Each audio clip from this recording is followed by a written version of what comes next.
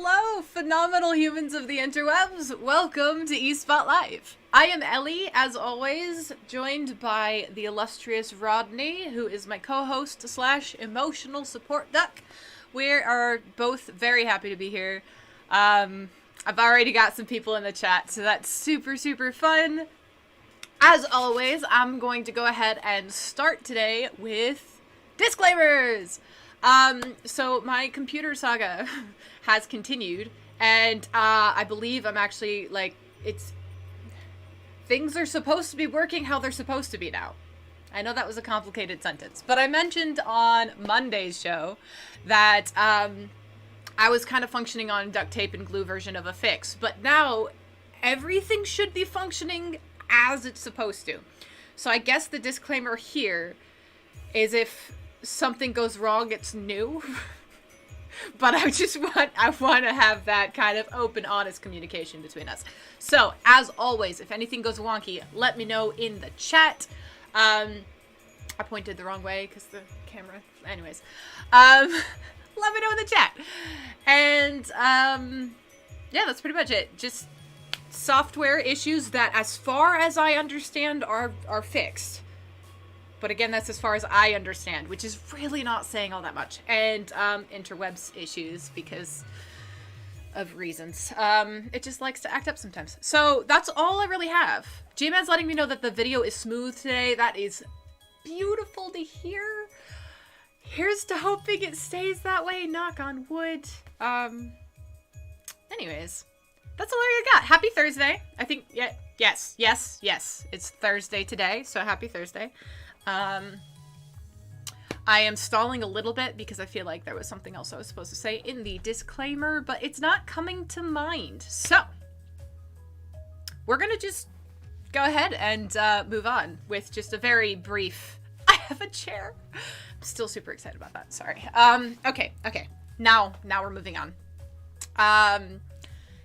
For anyone who's new, eSpot Live is a live stream where I cover entertainment news and I babble about it because why not? It's fun. So first up in topics to chat about today is San Diego Comic-Con. I've talked in the past several episodes about ooh, Silly's in the chat. Sorry. Hi, Silly Fun, and thank you for seconding. I think that the video is smooth from my understanding. It's good. Yes, that's what I love to hear. It's working, guys. I get distracted easily. So yeah, San Diego Comic-Con. Yeah, I've mentioned in a few recent episodes that different conventions are kind of approaching the pandemic in different ways and coming up with different game plans, right? Some are going online, some are postponing or pushing back dates a little bit, prepping for next year. San Diego Comic-Con is doing both. They're going online and they're prepping for a potential live event later in the year, which is super exciting for fans of SDCC. So, they're actually holding two separate events this year. For those of you who don't necessarily know the history of San Diego Comic-Con, it started in the 1970s, which I didn't realize, but hey, as a comic book convention. I did know that much, but recently, the event's really exploded. It is one of the biggest conventions. It's massive. It's one of the most anticipated pop culture events of the year, every year. It typically draws in around 130,000 attendees to San Diego every single year, eager to find out, latest news about all of their favorite franchises. This covers, TV and movies and comics and all of the things. It's just all of the things covered at San Diego Comic-Con. So last year was actually the 50th anniversary of SDCC, but it had to be held online due to the COVID pandemic. Really, they were just one of very many conventions and gatherings and things like that were really hit hard with the 2020 cancellation. And the pandemic really continues to affect the entertainment industry massively. We know theaters remain mostly closed in most places. Film and television productions have had to follow very strict safety protocols to stay safe. And there's been a whole bunch of pauses in filming over the past really now more than a year, depending on how you look at it. Anyways, so there's been a lot happening within the entertainment industry. It's been a challenge for everybody, and obviously it's also impacted any gatherings of people celebrating the entertainment industry. So as we're looking at 2021, a lot of people are already prepping for the fact that it might not be safe to gather, right? San Diego Comic-Con is one of them, because it's looking like this summer is really going to be too soon to get 130,000 people in one place at one time. Therefore, they announced officially that the convention would go virtual yet again this year. It's still a 3-day event, and it's going to be held online from July 23rd to July 25th. However, to make up for this disappointing for some turn of events, they will be putting on an in-person convention in November, when it will hopefully be safer to gather. They have not yet provided any details about the November date or event.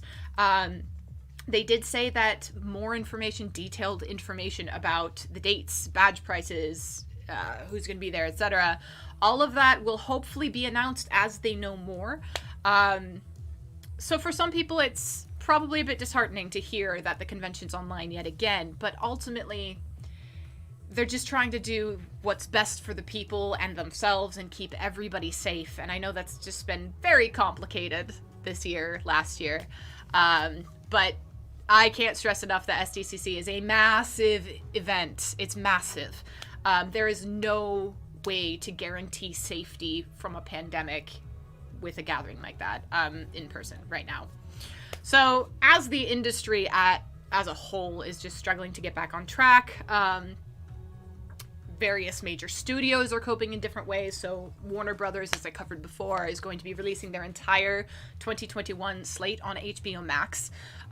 Disney is also kind of doing their own thing. They're releasing some films via their Premier Access platform on Disney+.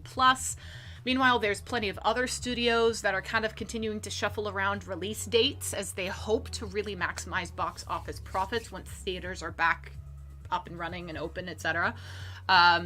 New York is set to reopen some theaters this month, and LA is potentially not too far behind. So things are kind of moving towards what will probably be the new normal, right? It's not going to be exactly the same. I don't think it can be after an event like this in modern history, but the truth is that right now, we're not there yet. We're just not. As much as we would love to be like, yes, it's going to be perfectly safe by this summer and vaccinations or not, or whatever it is, like, but we're not there yet. There's still a pandemic. So, yeah, we're pushing it off just a little bit longer, and hopefully very soon we will have vaccines readily available and have that solid herd immunity in place, and we'll be able to meet again. But until then, things are shifting a bit. And I, for one, am grateful that places, events, organizations, whatever San Diego Comic-Con is, whoever plans that, essentially, really understands and is willing to kind of put safety first while still trying to, I don't want to say appease anyone, because it's more than that. Still trying to keep their community tight-knit and together and give people what we really want, which is both the SDCC information, but also that community, by planning something, hopefully, for November, if all goes well. So, for those of you who have been kind of wondering about what's going on with San Diego Comic-Con in the midst of the ongoing pandemic, there you go. Online this July, hopefully in person this November, but dates and details to be announced on that. Really is an unprecedented time in history. This is not the first time in human history we've dealt with a pandemic by any means, but just with technology being what it is, with society being what it is, with population being what it is, this is just objectively fascinating, subjectively terrifying. But I, for one, have just been very interested to see how different people are dealing with it. So yeah, that's all I got on that one. This next topic is new for me. I had to do quite a bit of research to try to figure out what was going on. But essentially, in summation, Kings of Leon are going to be the first band to release an album as an NFT. There's so much going on there. So, on Friday, Kings of Leon will be releasing their brand new album, which is titled When You See Yourself, in the form of a non-fungible token. What a fun word, fungible. Why? Anyways, non-fungible token.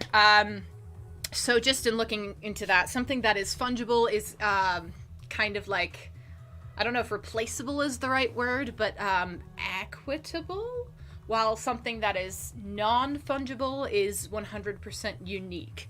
So really this is dealing with the world of cryptocurrencies, essentially. So something like Bitcoin would be a fungible token in that if you have one Bitcoin and swap it for another Bitcoin, they're the same thing. They're both Bitcoins, right? A Bitcoin is a Bitcoin.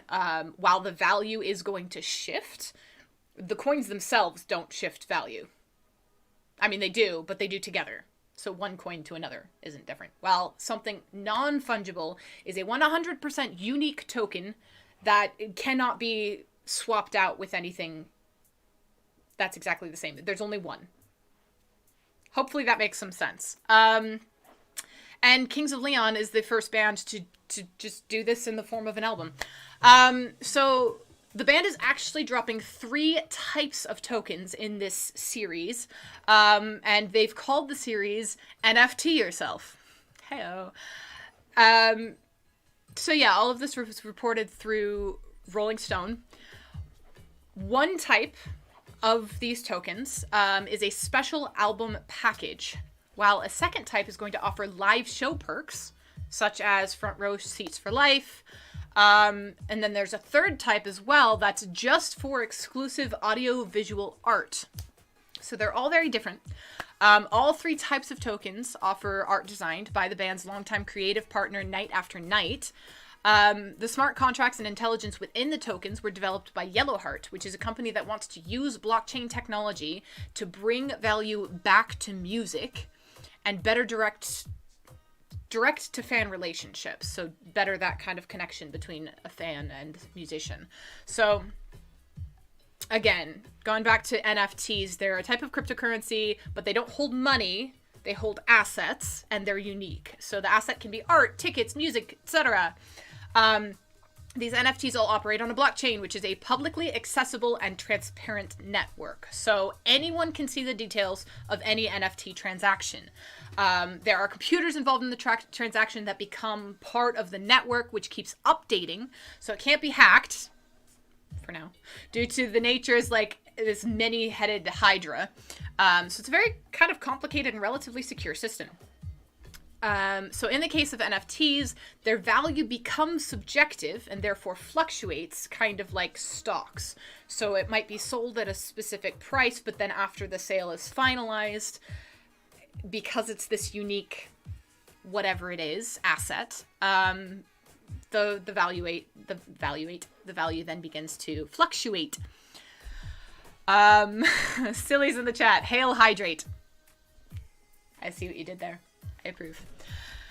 Anywho, NFTs themselves previously had a relatively underground following, made up mostly of like DJs and producers, but the digital tokens have really gone mainstream in the last year, and many musicians have been seeking out additional revenue streams in the concertless era of the pandemic.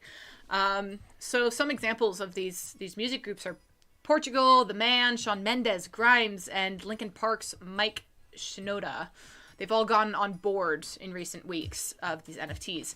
So shortly after Yellowheart first formed in 2018, the company garnered industry interest for crypto's possibilities in ticketing.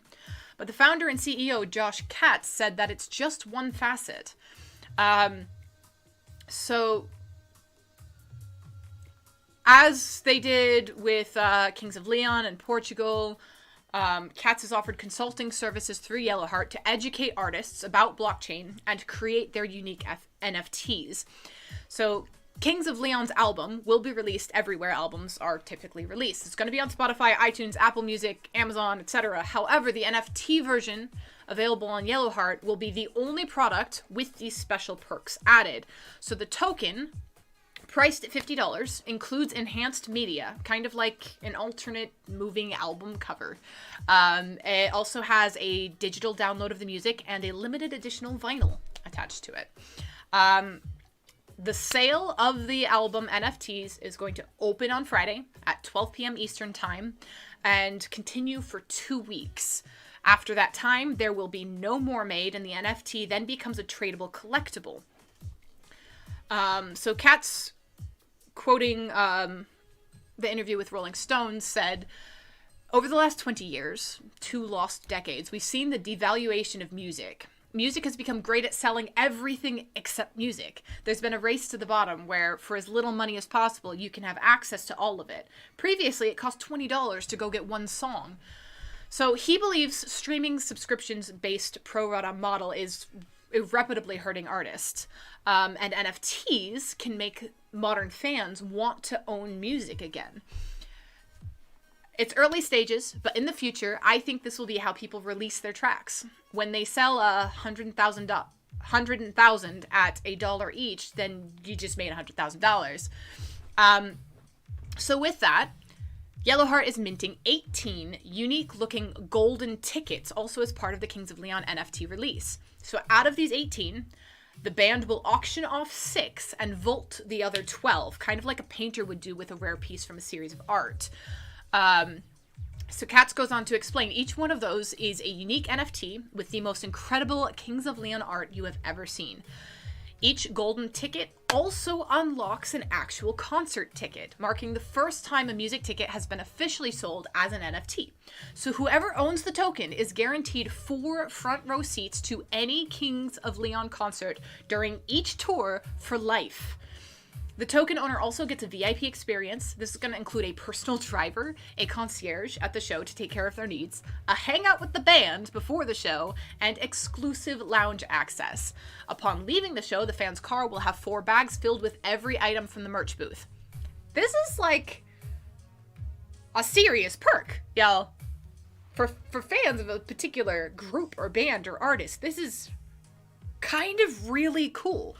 And as it's something for life, this goes on with the idea of that fluctuating value. It holds intrinsic value, as G-Man's saying in the chat, because this is something that is genuinely unique, genuinely very valuable, but also it's going to have that fluctuating value because some people are going to want this more than others, right? And as it's a for life perk, whoever holds it then holds access. It's not like a limited time, one-time ticket, right? I think it's absolutely fascinating, kind of brilliant. G-Man saying, of course, you'd want to ditch it before the band breaks up. But just think about this. If band breaks up and comes back for a reunion tour, how valuable is that token gonna be? I've got Argent Guy in the chat. I think you're new. I don't know if I've seen you before. Hello, Guy! I'm gonna call you Guy. Is that okay? Because I feel like I butchered the first part of your name. Guy 3. Welcome. You're asking what kind of chair for a friend? That kind of chair.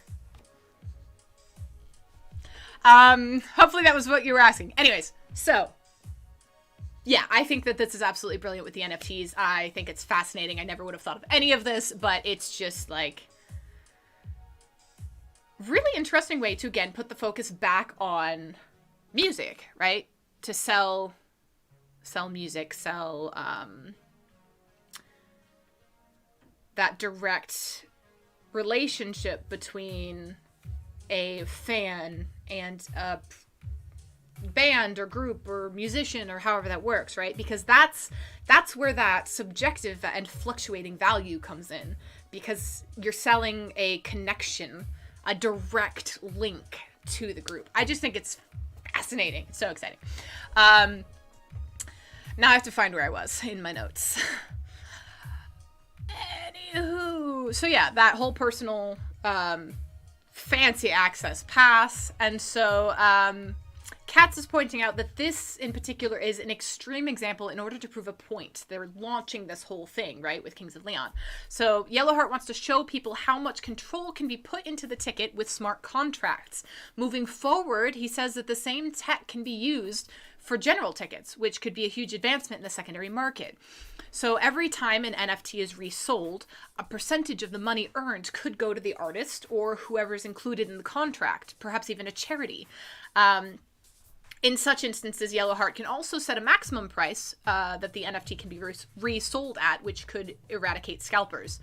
So in Kings of Leon's final option, there are another 6 unique-looking tokens that are standard NFTs with elaborate audiovisual art. Starting on Thursday, fans will be able to preview them on Yellowheart's website. Prices are ranging from $95 to $2,500. Yellowheart will mint however many are sold before Sunday at 8 p.m. Eastern Time, which is also when the golden ticket NFT auction will end. Why was that a tongue twister? However, if somebody bids in the last 10 minutes of the auction, it resets for another 10 minutes. So it's got a definitive end, but the auction's got time. I got distracted by the chat. Gman says, every time you say Yellowheart, I think yellow card. It's probably because I'm not pronunciating. Oh my goodness. Enunciating and pronouncing things correctly. I don't know why I can't English today. Also, since I'm reading the chat, Guy3, you didn't throw me off. I threw me off. I always throw me off. I love random things in the chat, so please don't let my distraction discourage you from saying stuff or chiming in. 100%. So yeah, moving right along with refocusing, because that's my skill. Continuing on with this idea of the fluctuating value. So over time, all of these NFTs are expected to increase in value, right? Thanks to the aforementioned smart contracts, proceeds generated from future reselling will go where the artists want them to go. So Kings of Leon in particular decided to donate all proceeds from at least 2 of the offerings, the $50 album NFTs, as well as the highest priced golden ticket named Bandit Wave 2, to Live Nation's Crew Nation Fund for out-of-work touring professionals, which is so cool. That's another thing that, again, is really, really cool about this concept, is that it's contracted in with the artist. So the artists either continue getting residuals each time it sells, or they're able to determine where that money goes to, and they can support charities they love or organizations that they really like. So I just think that's really cool. Katz goes on to say that NFTs allow for maximum creativity around the release of content, which he believes is a massive draw in an age where artists are taking a more do-it-yourself approach, right? He plans on Yellowheart becoming an entertainment wallet that holds fans' music, tickets, and collectible content. As crypto bursts into the music industry, Kings of Leon's project this week is by far the most extensive foray into NFTs so far. So with it, the band wanted to, quote, deconstruct, degenerate, and distort iconic band symbols and photography. So that was actually in a Kings of Leon's press release from March 3rd. Goes on to say the result is a stunning reimagination of the legendary band's body of work. Using no outside material, every source photograph was taken by either Casey McGrath, who is Kings of Leon creative director and Night After Night CCO, or band member Matthew Followill. We approached the release of When You See Yourself in such an analog way, from the band's approach to the studio to shooting everything on film, and went as far as literally pulling out the scotch tape and glue sticks and dry transfer lettering. McGrath details in the release. To approach NFT yourself with a digital art mindset sent electricity through the work.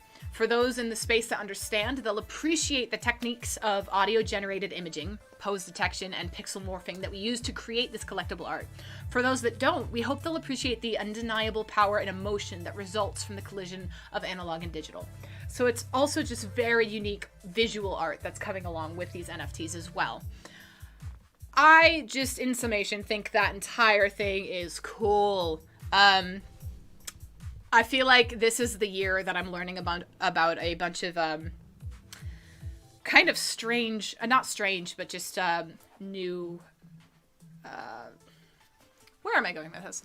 I always learn random things doing the show, but like I learned about stocks this year. I'm learning about cryptocurrencies. This is fascinating. So I love that. I love that for us as entertainers. Entertainment industry meets cryptocurrency in just such a bizarre way. I love it. Anyways, if you guys have any thoughts or comments or anything else, hopefully I'm pointing in the correct direction this time, put it in the chat. Meanwhile, I'm going to go ahead and move on to yet another company versus company saga of epic proportions, but not epic this time. So The Sinking City has been removed from Steam and then put back and then removed again a few times. So let me dive into why. There has been a contractual dispute between the Sinking City developer, Frogwares, and the publisher, Nacon, and this has led to the game's removal from most digital storefronts last year. At the start of 2021, a French court determined that Frogwares had terminated the contract unlawfully and thus ordered its terms restored until a final ruling could be in place. That saw the game return to Steam and elsewhere, although sales on Steam were unexpectedly halted soon after. It reappeared on Steam last week, but in an unexpected twist of events, Frogwares warned against purchasing it, saying rather cryptically that it was not a build the studio had released. The story then gets even weirder when Frogwares goes on to expand on that claim with the allegation that Nacon, quote, cracked and pirated The Sinking City, end quote, in order to re-release it on Steam without Frogwares' knowledge.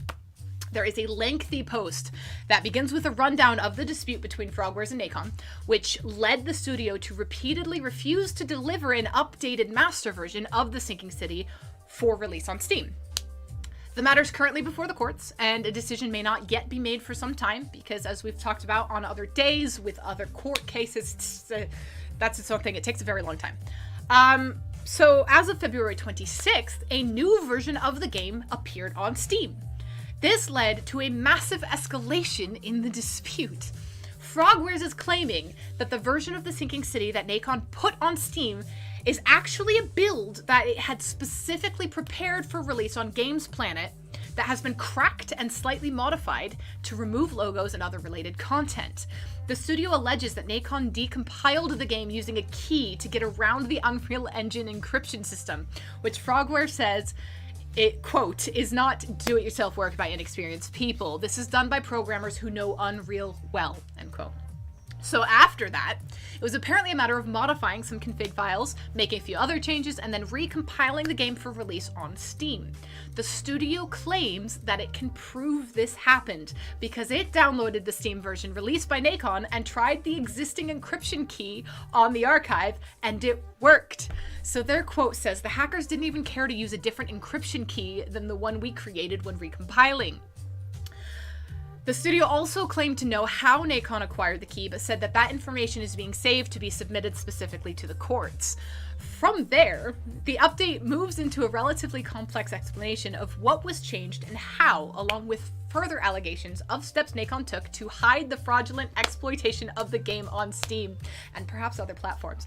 I feel like I'm just so giddy reading this. That's terrible. This is awful, but I cannot explain my amusement. I'm gonna just keep going. So then now they're also claiming that the developer credentials on the account indicate that the files were uploaded by a Nacon employee.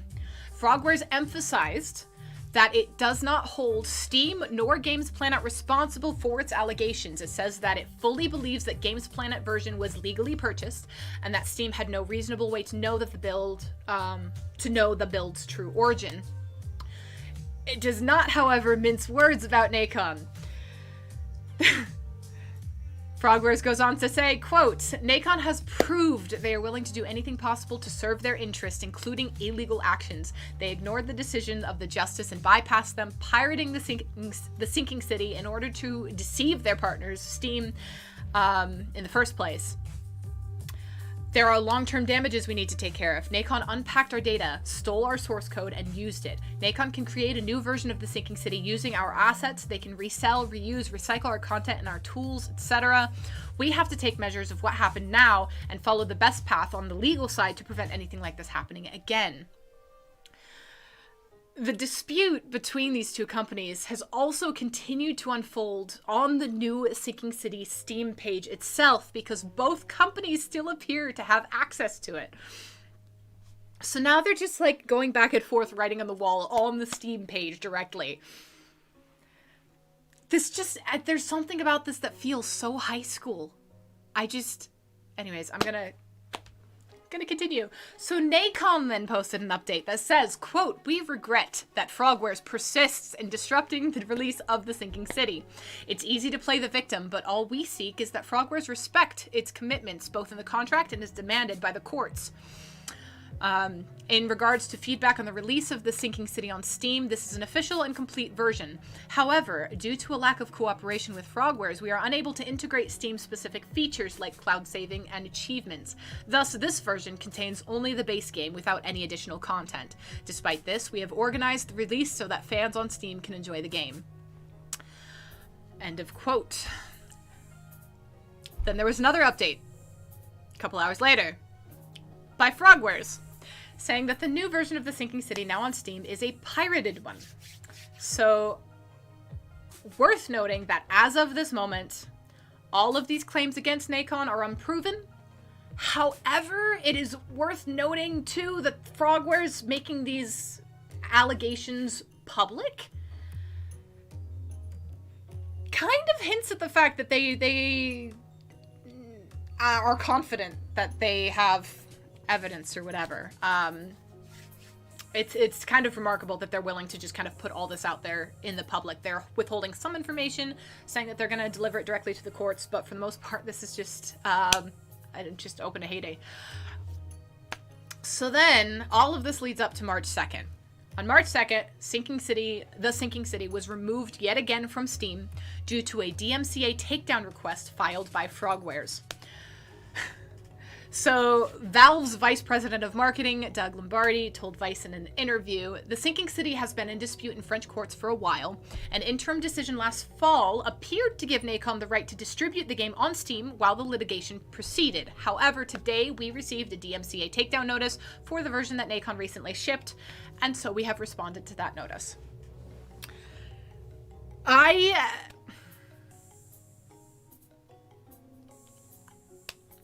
I don't even know what I can possibly add to this. I am so much more amused than I should be, and I feel slightly like a terrible person for just kind of like laughing on it.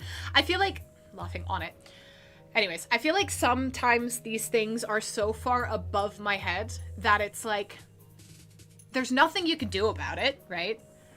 But you're just watching this volley back and forth of just, okay, here's a good way to sum up. The amount of petty that exists in the gaming world. The sheer amount of petty. That's all, like... I could not have anticipated this, diving into this world of the entertainment industry specifically focused on gaming, right? Like, I did not see this coming. I knew I'd learn a lot about games. I knew I'd learn a lot about gaming companies, but I was not prepared for the pettiness. And the tea is real, y'all. I think it's absolutely hilarious, and again, that might make me a terrible person for just laughing at this back and forth drama. I, for one, am excited to see what comes of the court case, because again, I'm a bit of a nerd when it comes to that kind of thing.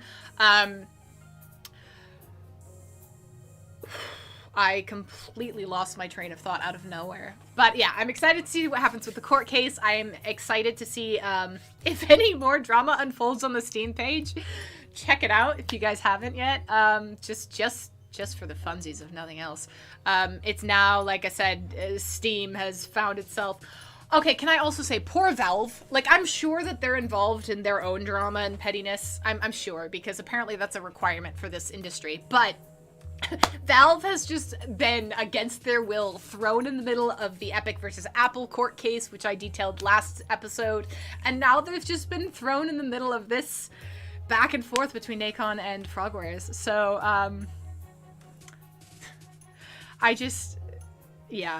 Silly's in the chat saying, no, this is hilarious. This is so high school. Okay, I'm glad I'm not the only one who feels that, because this is what it feels like. It legitimately just feels like this conversation, you know, when people would write in Sharpie on the bathroom doors, like going back and forth insulting each other. That's what this feels like to me. But apparently pettiness is a requirement for adulthood. I think from what I've learned, it's just a requirement for the entertainment industry, apparently. And I definitely have a dose of it myself because I'm just sitting here stirring the tea. Anyways, that's all I really got in that particular topic. If y'all have thoughts, questions, concerns, comments, jokes, put them in the chat. Yeah, I have nothing worth adding. I'm just laughing. Next topic is not as funny, but really freaking cool, guys. Okay. So, scientists have begun to create smart OLED tattoos. Smart tattoos, guys. This is specifically using the technology found in TVs and phone screens in order to make tattoos glow. Everything about this makes my heart happy because it's innovation and fancy technology and tattoos all in one. Also worth noting that this is not just about something looking cool. There are some really, really amazing applications for glowing tattoos, which I'll talk about a little bit more in depth. So the official report from Advanced Electronic Materials, this was reported by SciTech Daily, says that they are temporary tattoos. So like all temporary tattoos, they're placed by taking the OLED tattoo paper, pressing it against the skin, using a wet cloth, etc. The smart tattoos are also easily removed by scrubbing with soap and water. So it's just like a fake tattoo, but it glows and has really cool applications. Clearly I have priorities. So obviously, these tattoos are going to make for amazing Halloween costumes, cosplay, etc. However, scientists are pointing to more practical uses that can actually really, really help people. So, when combined with other tattoo electronics, one example given is athletes could, for example, use this light-emitting tattoo in order to detect when they're dehydrated or even when they're about to sunburn. What? The tattooable OLEDs, that we have demonstrated for the first time can be made at scale and very cheaply. This is a quote from Professor Franco Cattielli, the senior author of the paper. Goes on to say, they can be combined with other forms of tattoo electronics for a very wide range of possible uses. He points to medical uses for smart tattoos that can make breakthroughs in the fight against cancer. The quote goes on to say, in healthcare, they could emit light when there's a change in a patient's conditions, or if the tattoo was turned the other way into the skin, they could potentially be combined with light-sensitive therapies to target specific cancer cells, for instance. The OLED tattoos are approximately 2.3 micrometers thick. So Sci-Fi Daily puts it as 1/400th of a millimeter. That's very small. That's Ellie's contribution. It's so small, guys. So far, researchers have successfully used this technology to make green light glow on glass, paper, plastic, and an orange. So biological material as well. The tattoos can also be placed on fruit or food packaging to detect when they're expired. There's so many applications for this, and I think it's so cool. Silly's saying, tell me more about the sunburn alert. I feel you. Yeah, that possibility, like, can you just imagine putting this on, obviously a very exposed layer of skin. It's very, very small. It glows when something goes wrong. So when it gets too hot or exposed, I don't know exactly how it's going to work. It'll let you know that you've been in the sun too long. Can I just have all of the pale people say amen real quick? Because I'm pale, guys. I don't know how pale I am on screen, but I'm pale. This is something that could be super useful for a lot of people, but like they're saying, especially people who have to be outdoors a lot. So we're talking athletes. I'm thinking any sort of outdoor worker, this could be super helpful for, and important for taking care of, you know, the community. So many applications. I think it's so stinking cool. I'm just gushing and not really making sense anymore. I love things that glow. I love new technology. I love things with practical and far-reaching applications with which this has. So everything about this innovation is like, yes, for me. Yeah, before I just kind of completely derail myself, I'm going to go ahead and take this time to go on my water break, because that's another use for the thing, right? I can tell when you're dehydrated. Hey-oh, I kind of connected those ideas. Look at me go. Right. Time for a regularly scheduled water break. If you're new here, I don't know if Guy's still in the chat, but I always rant at people about water because it's super important for your kidneys. That's honestly pretty much it. I feel like everybody always jumps in and argues with me about what the better drink is. I'm not going to go there because, yes, drinks are great. Drink your sweet, delicious coffee, whatever. I love coffee. Nothing against additional or other beverages. However, water in as pure a form as you can take it is also really important for your body, and now is the time to drink water. That's all I got. I'll be right back.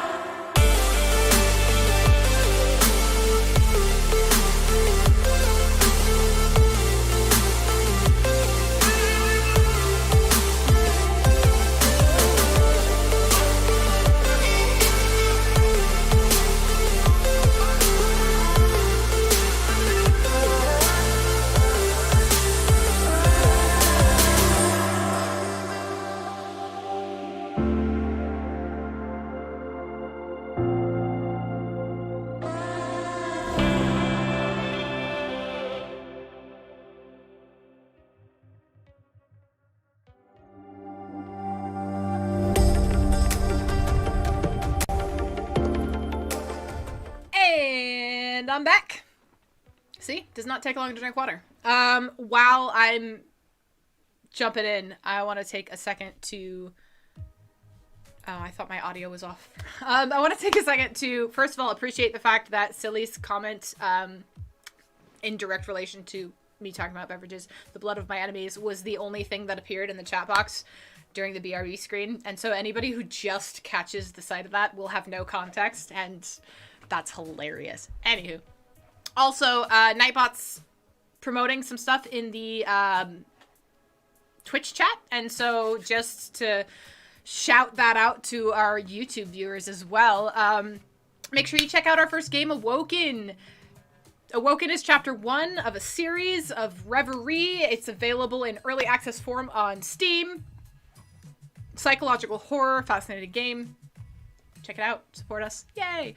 Also, make sure you're following DVSI Entertainment across the board on all social medias. We are on Facebook, Twitter, Instagram, Discord, YouTube. Obviously, I'm saying this for the YouTubers, so hey. Yeah, we'd love to hear from you. We're working on revamping our social media, so we're posting more often, but we need to know what you guys want to hear. So, let us know. Cool. Okay. That's enough pitching for the day. I'm going to go ahead and jump back into newsy stuffs to ramble about. So first thing to chat about now in this segment is a recent podcast that Jeanette McCurdy hosted. She talked a bit about quitting acting. So Jeanette McCurdy has confirmed that she is done with acting and really kind of opened up about the very complicated feelings she has about her past career. A lot of people might know her from iCarly. She currently hosts Empty Inside, which is a podcast, and she recently talked with actor Anna Faris on the podcast. And among other topics, she really kind of dived into and in detail discussed why she decided to quit acting. So she quit acting a few years ago. She said to try her hand at writing and directing. But then kind of goes into detail and says she quit a few years ago because she initially didn't want to do it. She said that her mom put her in it when she was 6, and sort of by age around 10 or 11, she became the main financial support for her entire family. So she's quoted as saying, "My family didn't have a lot of money, and this was the way out, which I actually think was helpful in driving me to some degree of success," she explained. Now 28, she goes on to talk about kind of her nerves and how difficult that made acting. And then she said that kind of getting her nerves under control was when she started really gaining traction. And then she also shared that it was only after her mother passed away in 2013 that she ultimately quit, because a lot of what she felt her mother's plans for her life were passed away with her. So she says, and I quote, "And that was its own journey, and a difficult one for sure." She also kind of talks a little bit about a bit of shame she feels and embarrassment over different roles she's played in the past. She said that she's experienced a lot of resentment for her career because I think it just wasn't really her choice. And she also says, "I feel so unfulfilled by the roles that I played, and I felt like it was the cheesiest, just embarrassing thing. I did the shows like that I was on from like 13 to 21, and by 15 I was already embarrassed. My friends at 15, they're not like, 'Oh, cool, you're on this Nickelodeon show,' so it was embarrassing." And then she also says, "I imagine there's a very different experience to be had with acting if you're proud of your roles and if you feel fulfilled by them." That for me is just very interesting to think about, because before, listening to this and reading about this, I didn't know her personal experience on this. But that's something that I think is so important to acknowledge as a former child star. Like, this is something I feel like she's really claiming her life and career back, whatever that might look like in the future. And Silly's saying, yeah, having your cringiest adolescent moment immortalized is a real nightmare. Like, that's something I've never...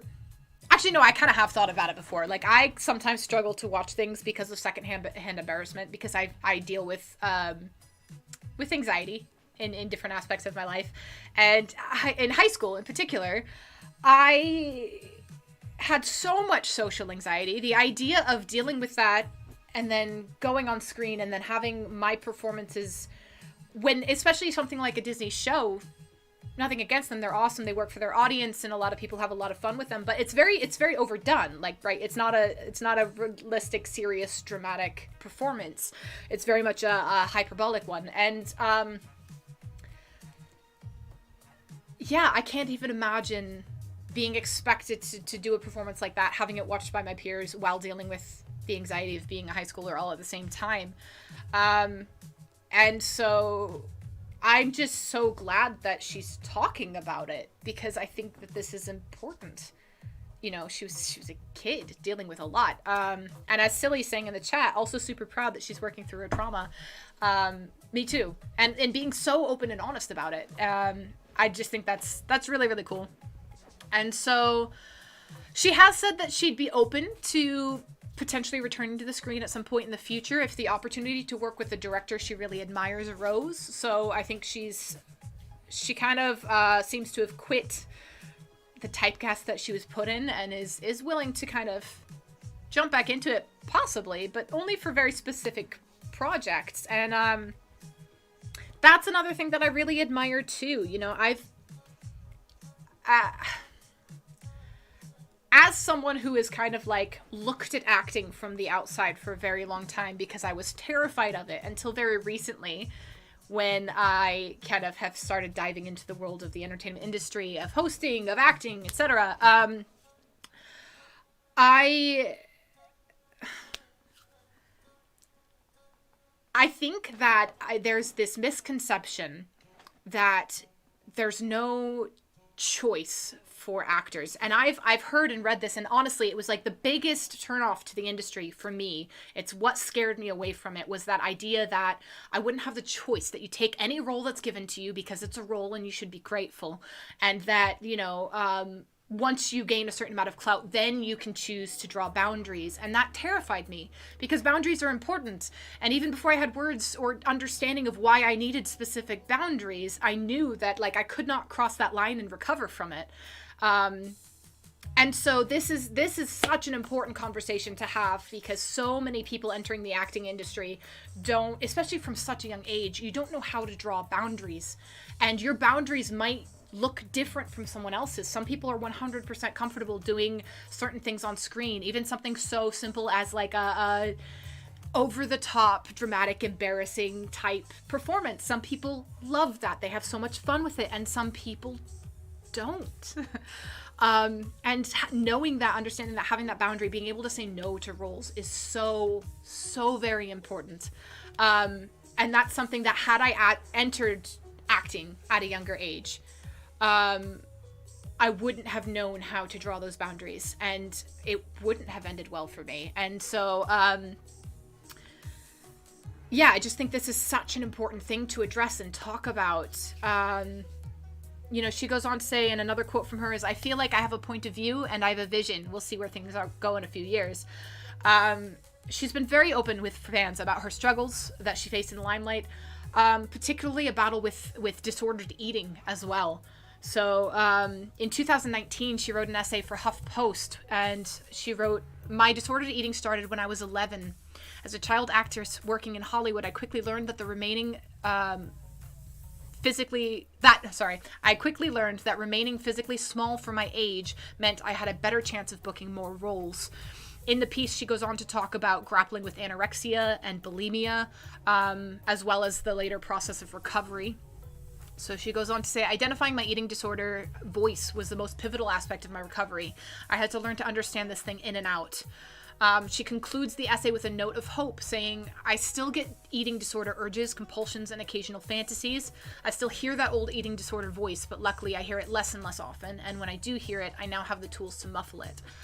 And so that's like a whole other aspect to Hollywood in general and this industry in general that I think isn't talked about nearly often enough. I talked about a little bit with Jonah Hill's battle and recent post on Monday, but it's so far-reaching, and I don't think people understand how deeply this runs in the entertainment industry.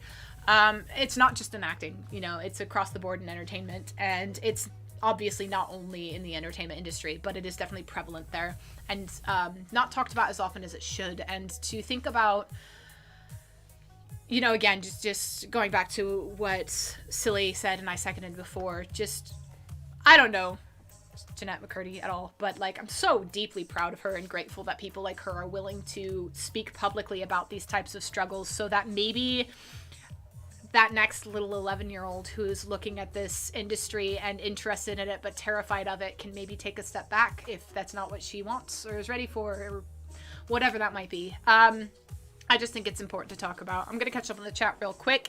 Silly saying mental health should also be destigmatized. I 100% agree, and I'm so grateful that over the past few years, more and more actors and artists have been kind of coming out and speaking out about mental health, about eating disorders, etc.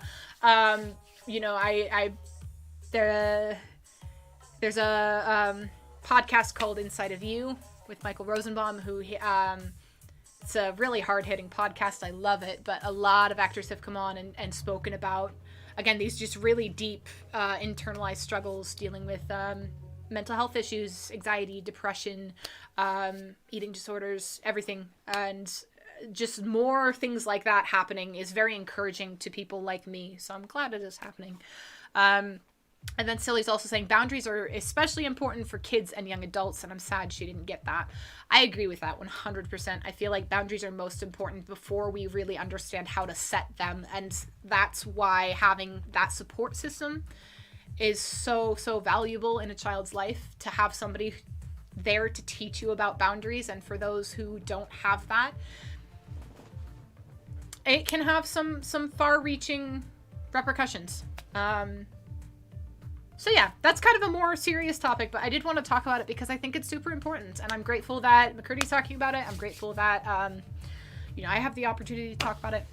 So that's all I really have on that particular topic. If you guys have any other thoughts or anything, of course, as always, let me know in the chat, and I'd be happy to chat with you about it.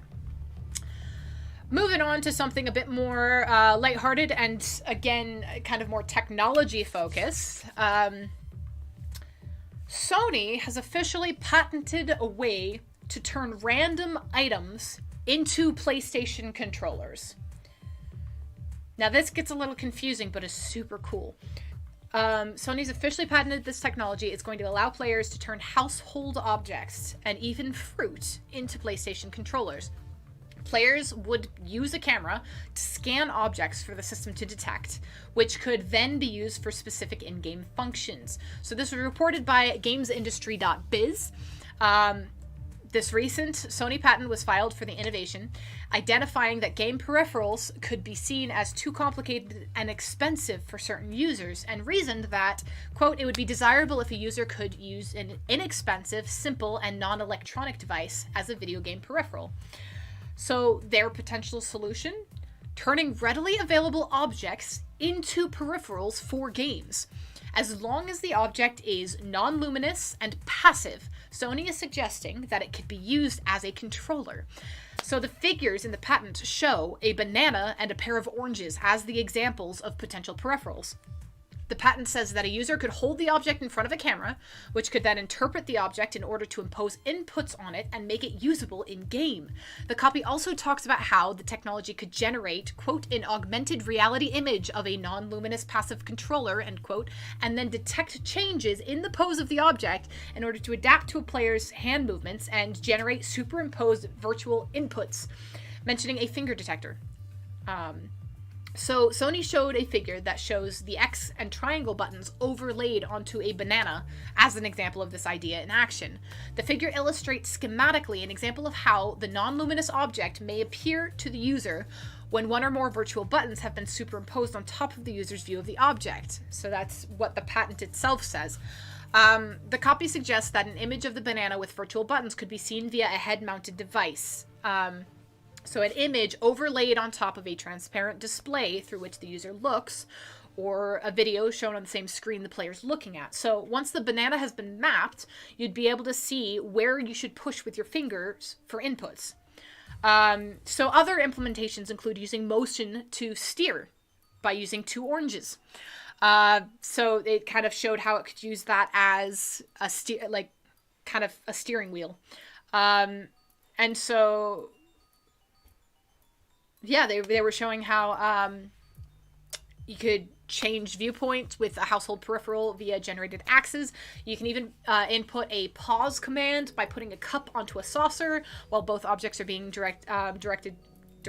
detected by the technology. So essentially, once everything's scanned, you can kind of input very specific commands into these objects, so long as they are passive objects that don't light up, essentially.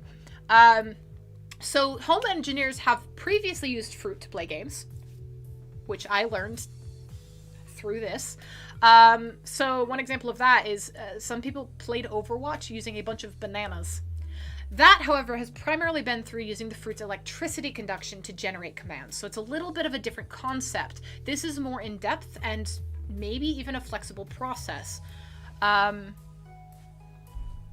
And then Silly's in the chat saying, so not a fruit with an LED tattoo. Got it. Correct, because that would make it a luminous object. Hey-oh. But are they working on powering a PlayStation with potatoes? I don't know. I think that's a separate patent. Actually, I think that is very similar to kind of what people have done before, like home engineers playing around have been like powering things and commands using fruit and the electricity within. J-Man says, wow, I came back in an odd time. Yes, we're using fruit to play video games now. But yeah, fascinating concept. Again, Sony in particular is patenting this, so it will only be available for PlayStation until new technology comes out. But yeah, you could potentially use random objects in game, which is super, super fun. Interesting concept, though, because the whole idea is if a user couldn't necessarily afford peripherals. But how much is PlayStation 5? Anyways, this is getting interesting in the chat. Oh, hi, how are you? Because I am a potato. I guess that's where we're going with this now. All right. I'm going to move on to the next topic. Y'all go on in the chat, because again, this is hilarious. So next up to chat about, Pokemon Go got shown off in HoloLens in a new demo from Microsoft. So Pokemon Go released back in 2016. I'm sure you guys remember that. The world was unanimously happy for about 2 whole weeks. That's terrible to say, but I feel like it really did. It gained a whole lot of hype really quickly and then kind of evened out a little bit. Not that it lost fans necessarily, because I feel like a lot of people still play it, but the hype behind it, I think, died down a bit. I enjoyed playing Pokemon Go. I had moved to a new location, and that's kind of how I got to learn the city a little bit, was running around catching Pokemon back in 2016. However, even with the hype dying down, Pokemon Go has evolved quite a bit to keep players invested. They've included things like raids, trading, and even more highly desirable features. Obviously, this took a hit with COVID-19 pandemic kind of slowing everything down. However, now the mobile adventure appears to be making its way to the world of HoloLens. And if the demo by Microsoft and Niantic is anything to go by, it's a really good move to make. So HoloLens is a pair of mixed reality smart glasses from Microsoft that aims to take reality as we know it and make it more, like, even more integrated with all the tech around us. So it's this tech-focused augmented reality pair of glasses, essentially. So in the particular demo I'm referring to, Microsoft shows off how the mixed reality peripheral pairs with Pokemon Go in order to take the catching game to an entirely new level for dedicated players. With the Microsoft Mesh mixed reality experience launching today, the company shared a demo of what the Pokemon Go experience looks and feels like when using the HoloLens 2. The demonstration is just a proof of concept. So this means that this is probably not going to be the final version that the consumer base will see. But from what was shown, it looks like it could really be an incredible jumping point for the future of Pokemon Go.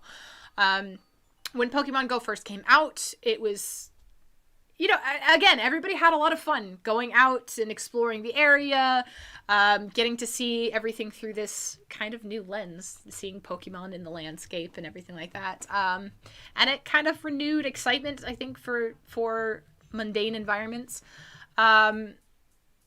So I'm personally just really curious to see how HoloLens is going to impact this. I am not in a place where I will be able to invest in that anytime soon. But I do think it's fascinating, and I think technology is important, even when it seems kind of silly or for fun or whatever else, because the implications are massive, and technology breeds technology. The more technology we have, the more technology we can make, and this is just one more instance of this augmented reality and what can be done with it. And I just think it's so cool. So John Hank, CEO and founder of Niantic, released a statement over the official Niantic website saying, quote, "While this demo is not intended for consumer use, it offers an early glimpse into the future evolutions in both software and hardware. We've only scratched the surface. We know the years ahead will be filled with important achievements, which will serve as waypoints in AR's journey to become a life-changing computing platform." So, you know, the future's up in the air. We have no clue what it's going to look like, but so far it looks pretty cool. I am still waiting on my flying car that I was promised by, what was it? Time for Kids magazine. They promised me that I'd be able to have a flying car by the time I turned 16 and was ready to drive. That has not happened. So that's the future that I personally am looking forward to. But augmented reality thrown into the mix, that's super fun. I think it's really cool. Yeah, that's all I really got on that. Yeah, we've got G-Man and Silly in the chat. G-Man's defending Pokemon, saying, "Oh, come on, it was a solid 3 months of popularity." Yeah, it was one of those things that I feel like I was everywhere and then just kind of stopped, except for the like handful of friends that were constantly continuing to send me requests. Fun stuff. And then Silly saying, gotta not catch them all, and by them, I mean COVID. Correct. Play safely. For those of you who maybe still do continue to play Pokemon Go, I'm all for it 100%, but stay safe. Stay distanced. 6 feet away from the Pokemon. Anyways, moving on. The next thing to chat about is another acquisition. Hi-oh. Those happen a lot, apparently. So, in this particular instance, Epic Games is buying Mediatonic. So, Fortnite creator Epic Games, as we've talked about a lot recently because of lawsuits, they're acquiring video game studio Mediatonic. They're the makers of, you know, the little-known Fall Guys. The acquisition is occurring for an undisclosed sum, but it has been officially announced as of Tuesday. The deal marks one of Epic's higher-profile acquisitions of late, following its 2019 purchases of social video app House Party and Rocket League developer Psyonix. That, I think, is how pronunciation works. So according to the blog posts and FAQs detailing the announcement, Fall Guys will remain available on Steam for the time being, and the developer is still bringing the game to both the Xbox and Nintendo Switch platforms. Epic and Mediatonic say that there are no plans right now to make the game, which currently costs $19.99 free to play, which is what Epic did with Rocket League. Epic later confirmed it plans to make the PC version of Fall Guys available on the Epic Game Store. Interestingly, Fall Guys was built using the Unity game engine, which is a rival to Epic's Unreal platform. Despite that, the companies say they hope to bring Fortnite-style features like crossplay to Fall Guys in the future. The acquisition includes both Mediatonic and Fortitude Games, so both of these are owned by the parent company Tonic Games Group. So Tonic Games Group are the ones who have made the sale and the acquisition, and they announced the deal with Epic. Saying, quote, "It's no secret that Epic is invested in building the metaverse, and Tonic Games shares this goal. As Epic works to build this virtual future, we need great creative talent who know how to build powerful games, content, and experiences." So that was a statement released by Epic CEO Tim Sweeney. At Tonic Games Group, we often say that everyone deserves a game that feels like it was made for them. So with Epic, we feel like we've found a home that was made for us. They share our mission to build and support games that have a positive impact, empower others, and stand the test of time, and we could be more excited to be joining forces with their team. So that one was Dave Bailey, CEO and co-founder of Tonic Games Group. Officially called Fall Guys Ultimate Knockout, the platform battle royale game released last August as a timed console exclusive for PlayStation 4 and also on PC. It became a fast hit and kind of like the indie sensation Among Us, an instant part of the gaming zeitgeist for the way it lets friends craving those social experiences during the pandemic's team up and compete against both one another and lobbies full of strangers while stuck at home. So Fall Guys draws inspiration from game shows like Takeshi's Castle and Wipeout by making players compete in ludicrous minigames that often result in slapstick, say that 5 times fast, slapstick, failure. Let me try that sentence again. The Fall Guys makes players compete in ludicrous minigames that often result in slapstick failure for large swaths of the participants until only one player is left standing.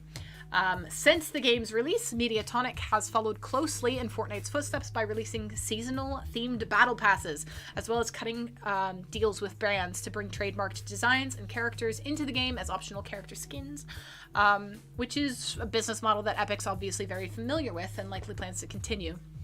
So, yay! Merger! There we go. That's all I got. Acquisitions. They're fun. Moving right along. I've got one last topic to chat about today, and might be my favorite of the day. I don't know. The technology bit's been pretty fun. However, the CDC has officially released tips to survive the zombie apocalypse. Yeah. G-Man's asking if we did our liquid of varying degrees of fun break yet. Yes. We did our water break already. That happened. That was very awkward. Anyways. Yes, CDC has offered tips to survive the zombie apocalypse. You know, just in case. Worth noting that apparently Nostradamus foretold and prophesied a 2021 end of humanity-esque event involving zombies. For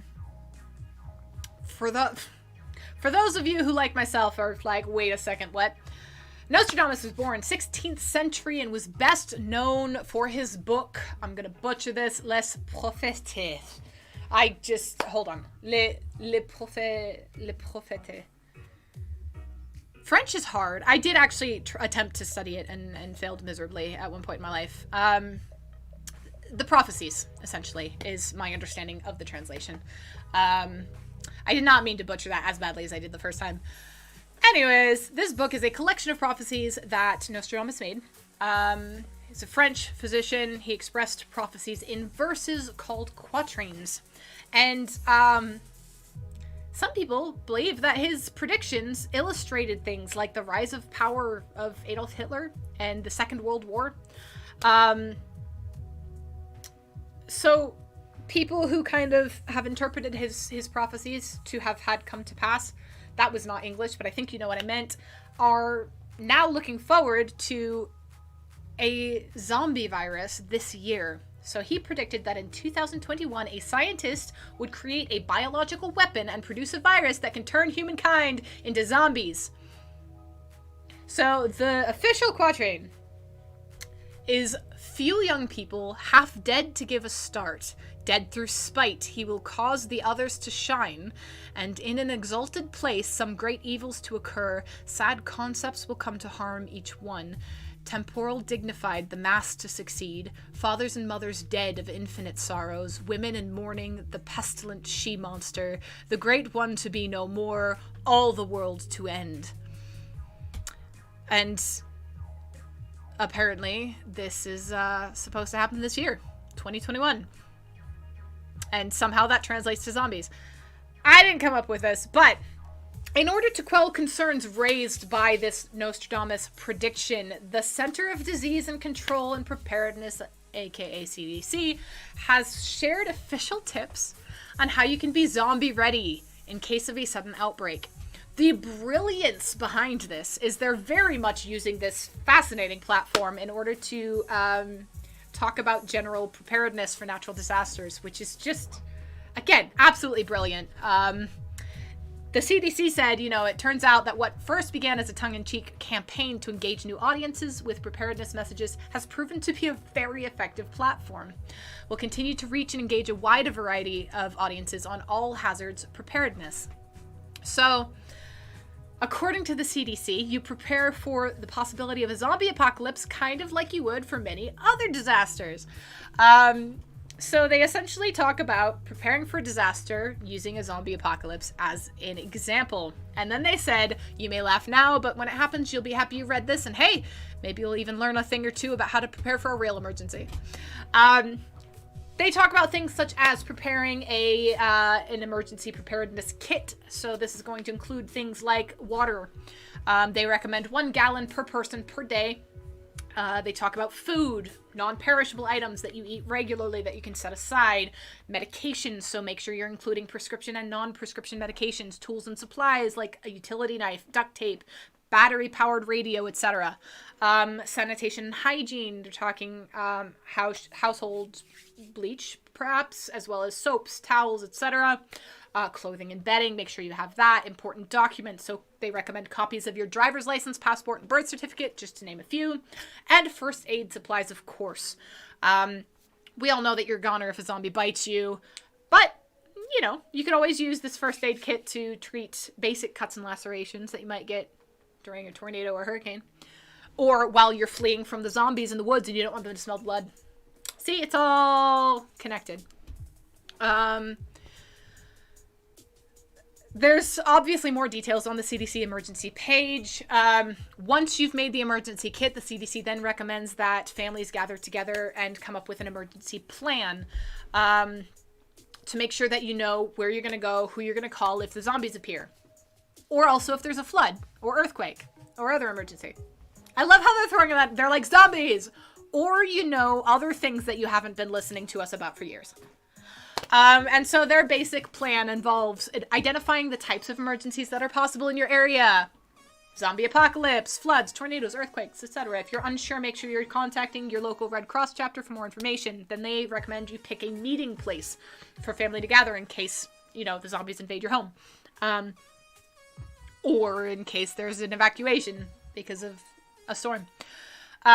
So they mention that you're to pick one place right outside your home for sudden emergencies, as well as one place outside of your neighborhood in case you're unable to return home right away. Interesting thing. That is something that I wouldn't necessarily have thought of. Obviously, I kind of, I feel like everybody goes over that idea of if there's a fire, where you're going to meet people outside of the house. But that idea of if there's something kind of on a more broad scale, like a zombie apocalypse, there might be a place outside of the neighborhood in order to get together. That's very smart. So, see? I'm learning too. Then they say make sure you identify your emergency contacts. Lists of local authorities. So, police, fire department, etc., zombie response team, and then also an out-of-state contact that you can call to let the rest of your family know that you're okay. And then they recommend that you plan a specific evacuation route. So, obviously, when the zombies come, they're not going to stop until they get your brain. So you got to be able to get out of town fast and know which direction you're going. Make sure you plan where to go, as well as multiple routes that you can take to get there.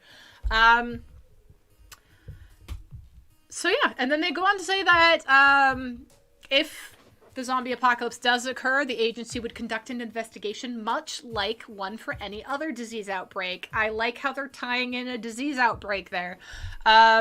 And then they're talking about providing the fact that their game plan for the zombie apocalypse is to provide technical assistance to cities, states, international partners,